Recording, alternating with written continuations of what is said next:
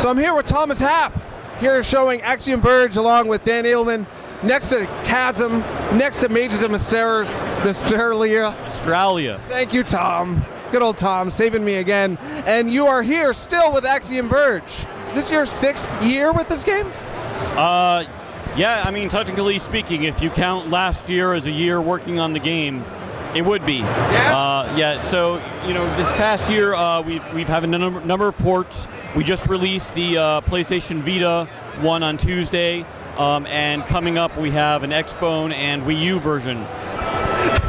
I thought I invented the term Xbone, so when everyone says it, I feel pride, but I'm pretty sure somebody beat me to the punch. The Xbone. Yeah, the Xbone, the shortest two-syllable way to communicate what it is. You're right. You cut down on a syllable. Yeah, it's the most efficient thing. So you're an efficient man, hence being able to make a whole game by yourself. I have noticed that, despite the fact that Axiom Verge has been out for a little while, because the console ports keep coming, press keeps coming, and reviews keep coming in. How's it been for you to see this game remain in the public eye to some degree for such a length of time? Yeah, it's really quite surprising.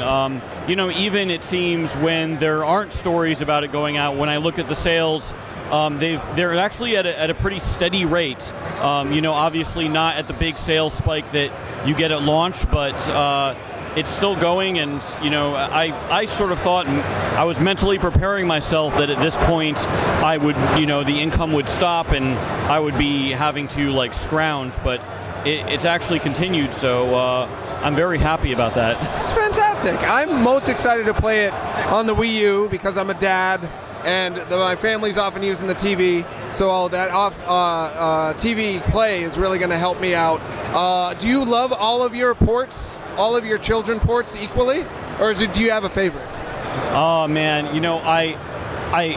it is really hard to choose which of my children are the favorite.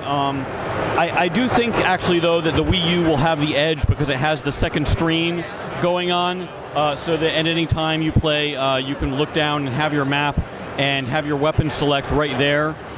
Whereas with every other version, just owing to the fact that you only have one screen to look at, when you want to select a weapon, you have to scroll through this big long list. I do have a circle style input, to select it, but even that kind of becomes unwieldy once you have 23 weapons on it. So this is just as simple as tap and you've got it? Yes. Cool. Selfishly, I also just love the idea of being able to switch from Metroid Zero Mission on my Wii U to Axiom Verge, which is, as you've probably heard, a lot of people think your game's kind of like Metroid. Yeah, I've heard the same thing. I don't know where they got that idea from. In all seriousness, though, I have a hope that it's going to find its largest audience chance on the Wii U, because there's so many Wii U owners who've been hungry for a Metroid. Federation Force is coming out this year. Seems like a fine game. It's right over there. I don't know if people have come over and said, oh, this is where the Metroid actually is here at the booth, because it's not like a Metroid game. Fun game. This is more Metroid than the new Metroid. Weird. Yeah, that is very strange. It was totally unplanned. I would say when I started making this game, I never in a million years dreamed, this was back in 2009, that there wouldn't be any Metroids coming out, I guess it worked out that I was able to fulfill that sort of hunger that the gaming public has, especially for Nintendo gamers. When we announced for the Wii U, my Twitter feed kind of exploded at that point, just because that's where all the rabid fans are. So after this, you're going to stop making this game for a change? You're going to... Because you've been working on this game for longer than some people I know have been alive.